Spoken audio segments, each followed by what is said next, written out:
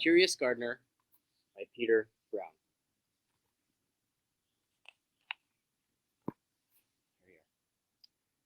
There was once a city without gardens or trees or greenery of any kind. Most people spent their time indoors. As you can imagine, it was a very dreary place. I wonder what the word dreary means. It says that there's no gardens or no greenery or no trees. So dreary probably means that it's kind of gray, kind of sad, kind of smoky, as you can see there. In the city, there's our boy.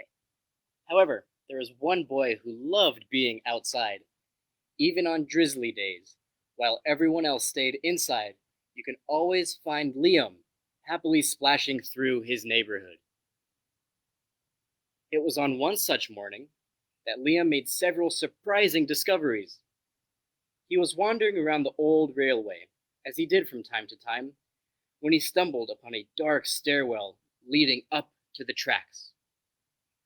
The railway had stopped working ages ago, and since Liam has always wanted to explore the tracks, there is only one thing for the curious boy to do. So there we see Liam, and he's found this secret door up onto the tracks.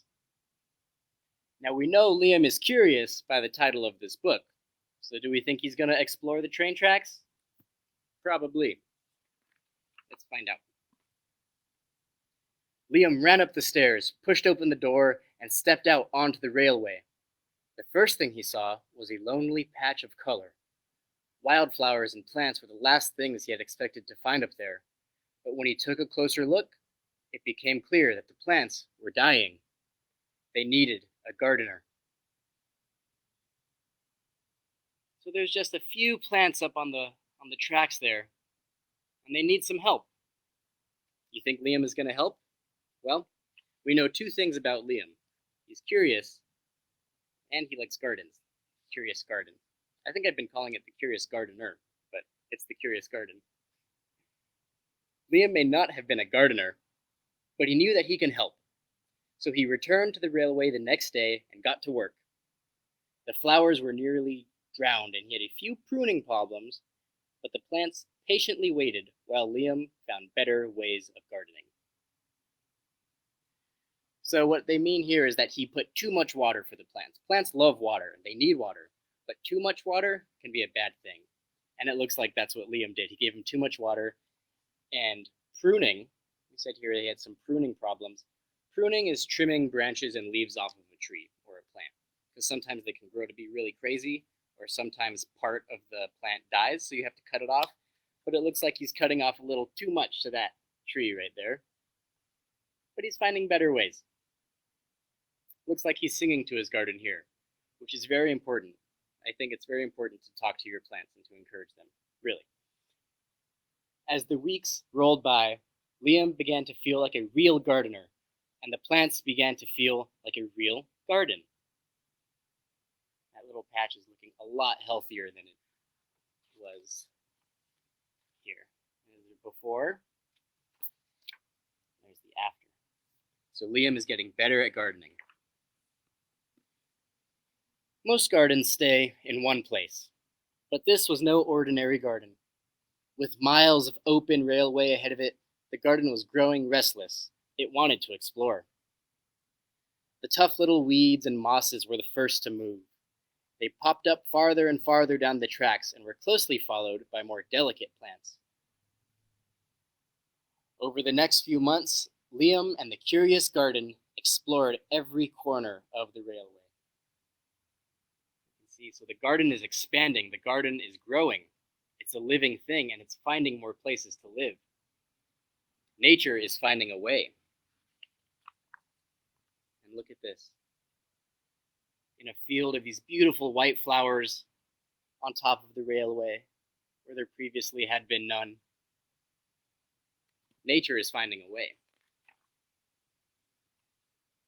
Here he is looking out onto the city with all his beautiful plants behind him. Wonder what happens next. Looks like it's the winter time now.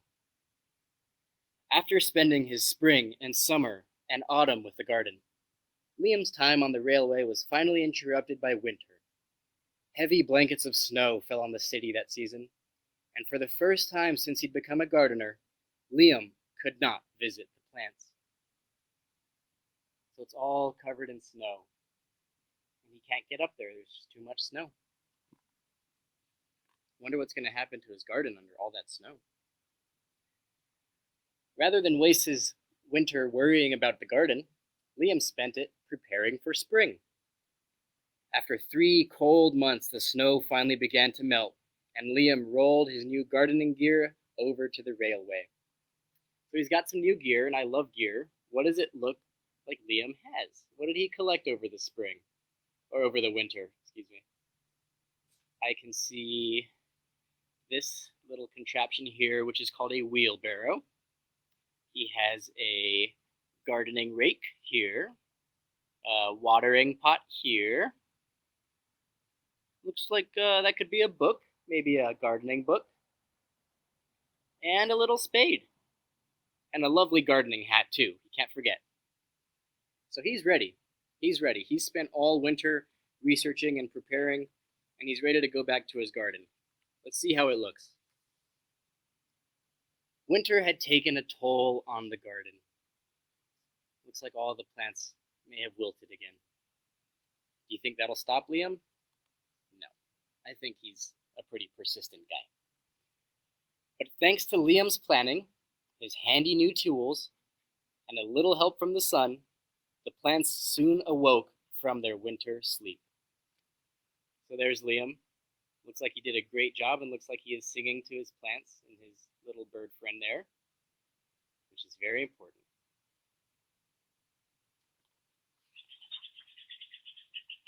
Hear that squirrel?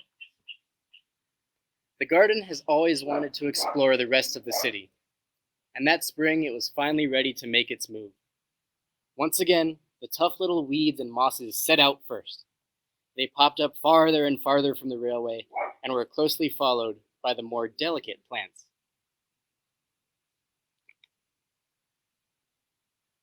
The garden was especially curious about old, forgotten things. So we see plants, where are they popping up? It looks like I can see some plants popping up in this old, rusty truck. I see a plant coming out of this boarded up hole in the wall. So the garden is expanding. The garden is finding its ways into old, forgotten things, as it says. So nature is finding a way, and beauty is popping up in unexpected places. Check this out. A few plants popped up where they didn't belong. What does this look like? Maybe you've seen them if you're driving in a car. A stop sign. So we don't want a stop sign to be covered up. We want to know when to stop. And a fire hydrant. The firefighters need access to those, so he's got to trim those back. But this garden is very curious. Others mysteriously popped up all at once. So it looks like Liam is doing some secret planting, some covert planting. But the most surprising thing that popped up were the new gardeners. Can we spot all those people there gardening? It looks like they're gardening on top of buildings, on roofs, some gardening on the sidewalk here.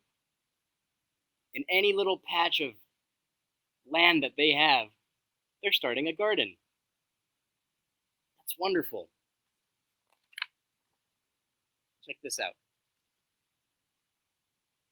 Look at all these places where gardens have popped up. I can see a garden on the staircase, a nice little picnic area. Looks like a parking lot. We can see those 2 lines and the asphalt there. So a garden in a parking lot, garden off a pier, water garden. Some of these animal topiaries. Wow, and look at that. A place that was once so dreary is now so green. Many years later, the entire city had blossomed, but of all the new gardens, Liam's favorite was where it all began, on top of that old abandoned railway. Look how beautiful. He's got all of his friends involved, all of his buddies. And then this is the last page. It's just a wonderful illustration of the new, green, lush city that Liam helped transform. Look how green that is. Look how green that is compared to when Liam first started out. This is where Liam lived before he started gardening. And he didn't know a lot about gardening. He said he had to learn a lot. But he tried and he tried, and the garden was curious, and the garden expanded, and those two things made this. So that's our story, The Curious Garden by Peter Brown. Curious Garden. It is, I love this story. And it's actually based on a real place in New York called the High Line. It was an elevated subway that went out of commission in 1980. It had carried trains and thousands of people for years, but in 1980 they closed that down, and it was forgotten. It was rusty. It was dirty. It was essentially this. And slowly but surely, nature reclaimed the High Line, and you can go visit it there. I've been there once. Really a lovely place of just urban gardening, and it shows you the possibility of nature, and nature will find a way in any crack, in any crevice where there is a little bit of dirt, a little bit of sunlight, maybe some moisture. Nature will find a way. Now, I want to show you a couple of ways that you can bring nature into your house, and you could be a curious gardener with kitchen scraps. So, I have this. Does anyone know what this is? This is a lovely golden potato. And something that you can do actually is you can grow another potato and more potatoes from an existing potato. So if you have a golden potato and you see these little spots here, they look like eyes. This one, some here, here. They're called eyes. And what you can do is you can cut it in half where those eyes are, and you can dry it out. That's the important thing. You have to let it dry for like a day, just about a day. And then you can bury that under some soil, about 8 inches of soil, give it some water, and eventually they'll sprout. You'll start seeing the sprouts, and that's new potatoes growing. So potato, eye spots facing up, put it in the soil, it'll grow. Another thing you can do, this one's pretty popular, you have an avocado pit. This was like this. You can take out the pit, make sure not to cut into it. You don't want to damage the seed. You can carefully scoop it out with a spoon or something. And you see how it's kind of pointy? It's kind of pointing up right now. It's a little pointy up here, really round down here, pointy up here. Like this, okay? So you get the pointy end facing up. You can put some toothpicks into it like this, and you would get like a bowl of water, and you put it in like this. I'm gonna mess that up. But you just want to make sure that the pointy end is dry, and this bottom end is covered in water. And hopefully, if you change out the water a couple times, maybe once or twice a week, and you leave it in the sun, hopefully it'll start growing roots from down here. So remember, you just want to make sure that the pointy end is up, the bottom half is in water, it's underwater, and it's in the sun. And change the water as much as you can, and hopefully it'll grow.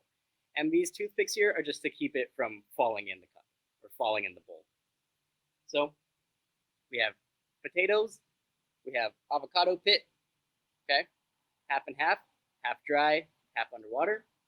Another thing, last one, that you can do is if you have celery still connected to the base here, you can cut it off here, right, about 2 inches up.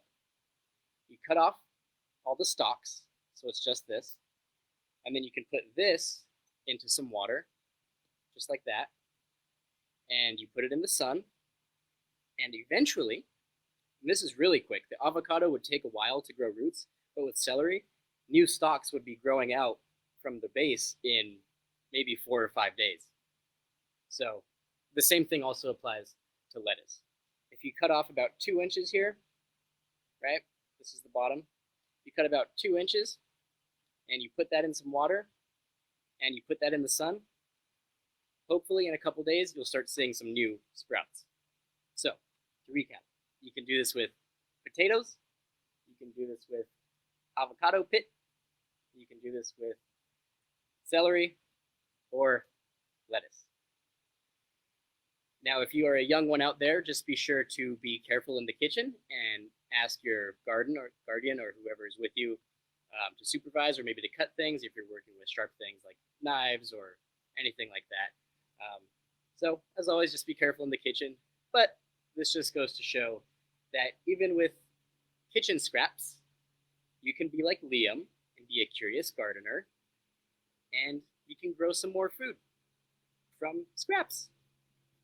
Another thing, important thing, if you're growing food from scraps, and after you start getting those few leaves and you start seeing roots and it's really cool, you keep it like that for a while until it grows a little bit, and then you can put it in the dirt outside.